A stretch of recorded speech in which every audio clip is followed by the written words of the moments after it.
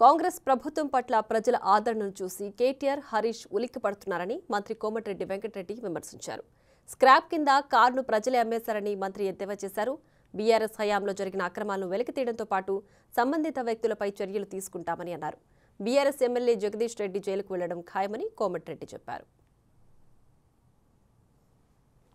ఇది తెలంగాణలో కాంగ్రెస్ ప్రభుత్వం ప్రజాప్రభుత్వం నిరూపించుకునే ఇది ఉదాహరణ.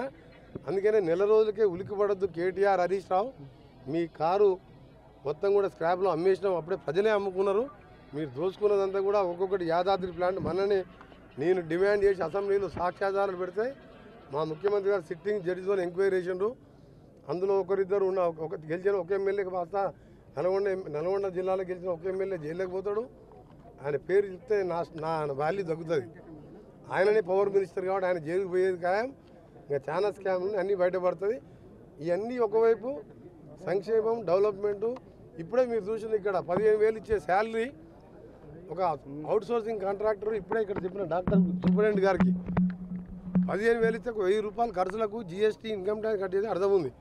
11,000 ఇస్తుందంట ఆయన 12 నెలలకెళ్ళి. ఆ 3,000 వచ్చి 14,000 1వ తారీఖు ఇవ్వమన్నా, లేకపోతే అవుట్ సోర్సింగ్ పీకేస్తున్నాం.